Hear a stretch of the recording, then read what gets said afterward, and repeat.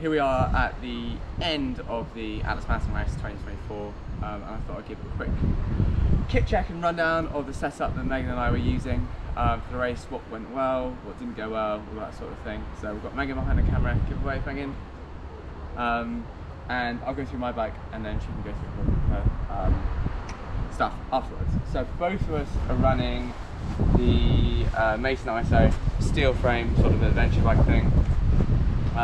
We went for the rigid fork, which a lot of people thought we'd be mad to run, and it was fine.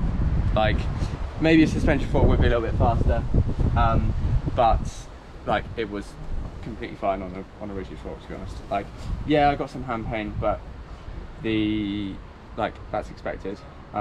It would have been a bit faster on the descents, but that's about it, really. But because we're running like 2.6 inch Victoria Megs, like a nice low pressure, so you can just about squeeze in this frame. You can't put a 2.6 in the size small that Meg's running, but you can in this one, which is a large.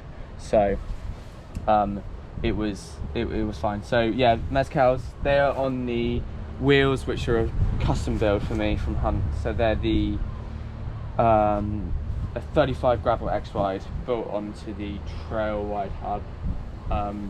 And then on the front I'm running the Son Dynamo, which is connected up to my Exposure Revo, which was the main lighting source, and then which was super good. I've run that for ages.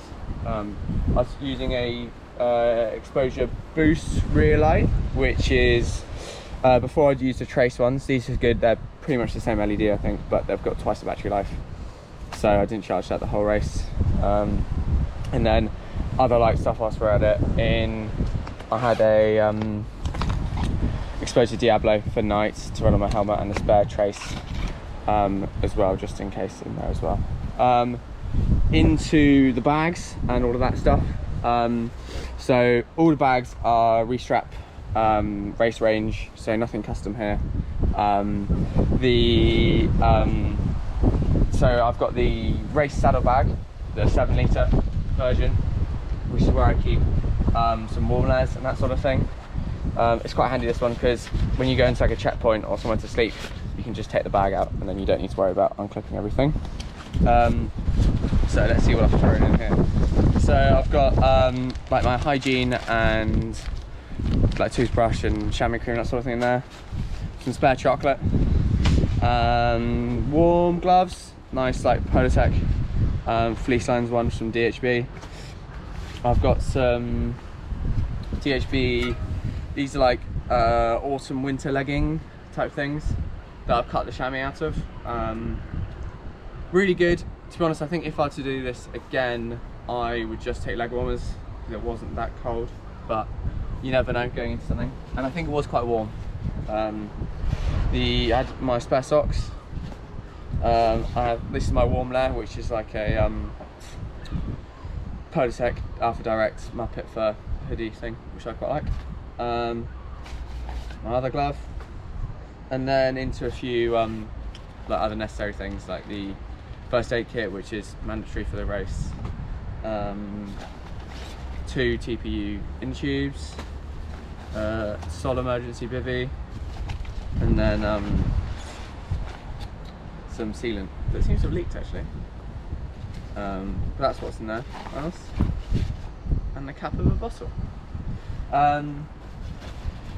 In the, what should we go for? Let's go for the front bar bag. In the sides I just have like some snacks that I've sort of thrown in there. They're quite handy, these mesh pockets. So I'd sort of fill those with snacks. And then unclipping the main thing. This is where my sleep kit is. So it is all rolled up together, so it's really easy to get out quickly. The tried and true combo of the Outdoor Research helium bivvy bag, Neo Uber Light mattress, and then a Spark SP1 seat summit sleeping bag. I've slept like 100 nights on that, and it's always worked really well for me. And then the like feed pouches. This one's snacks, so it's quite hard to get like savoury snacks. So it's just biscuits. That's all you can really get here. Occasionally we were able to find someone to make a sandwich. There's quite a lot of litter in here as well. And yeah, biscuits and that sort of thing. In here, there are quite long distances between resupplies, like 12, maybe not 12 hours, like 8 hours at times. So you do need to have quite a lot to load up on. In this one, I have my sort of warm kit that I need on the go. So waterproof, not that it was raining in the end, but it's really handy to keep the wind off you. This one's a DHB like ultra running one. I think it's a bit more breathable than the mountain bike one, so that's what I go for. And then the what have I got in here? I've got a buff that I didn't really wear, you never know. And then on the bottom here, some like waterproof overmitts. They're like 6 grams and they can just keep the wind off your hands if you might need them there.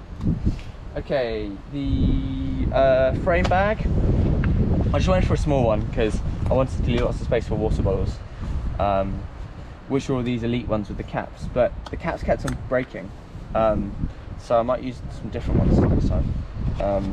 Anyway, in here, electronics, so like chargers, GoPro batteries, that sort of thing. My sine wave charger, front to pad dynamo, another battery pack, and then my heart rate strap that I took off after like 4 days because it ran out of charge. And a hoop for the bivvy as well. Then in the top one, do that up. There you go. In the top one, it's just like a mess of cables in here. So lots of charging things, some caffeine and ibuprofen, a head torch, sun cream that we pretty much ran out of. There's a little bit left, and that's the Ryman P20 stuff. I've just decanted in a little bottle. It's amazing, like best sun cream around. What else is there? Oh, Garmin. People like to know about that sort of thing. Yeah, Edge 1040 solar, really handy. No problems with it at all. Charged it like twice, and that was it. And then, oh yeah, I did have to charge the DR2. It got about 1000k into it.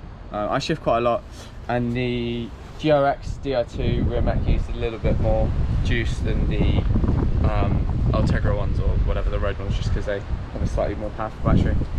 I think that's it really. Yeah. In terms of what I'd do if I do it again, I think I'd probably take the same bike. I might run a suspension fork. Just again, it means you can just go a little bit faster on those descents. And yeah, no real issues. There were a couple of punctures, but nothing that couldn't be solved with a diamond plug and all of that stuff. Kit wise, don't think I'd take anything different. I took 2 power banks, so I'd maybe get rid of one of them because we didn't need it. But then again, like, you never know. And I always get a little bit paranoid about having enough electricity. And then yeah, ultimately all went well. Right, over to Megan and see what she's got. Okay, so I'll just give a quick rundown of Meg's bike. It was pretty much the same as mine, but because of like the size of the bike and stuff, we went for a slightly different set of bags. So a larger front bag, like the full frame bag, and then no saddle bag. No big saddle bag, that is. It's also running SRAM Rival, it's fed as a DR2, and then Hunt Trail Wide aluminium rims. Let's go over where she had stuff. So in the front, this is where she had sleeping kit and warm kit. So the sleeping bag combo, which fit in here nicely, was a all rolled up into one again. There's an X-Bed 0 degree sleeping bag that you said was maybe a bit too warm, you thought? Yeah. So maybe a slightly warmer one, or cooler one that is. Your mattress was a gram counter gear one, but that kept deflating. So, would you say not a positive review for that one? Sorry, Joe. And then it's just a sole, like bivvy over the top of that sort of thing. And then what else have you got in here? Oh, your down jacket. Should you bring that again? No, I had enough warm Didn't need stuff. it. Enough warm kit. And then and then your leggings. Cool. Then in saddlebag, lube and chain cleaner. The Silka synergetic lube. It's quite good. Tiny bit of microfiber, and then some drive chain cleaner that came free with some stuff that we bought from Muck-Off. It's quite a handy little bottle actually.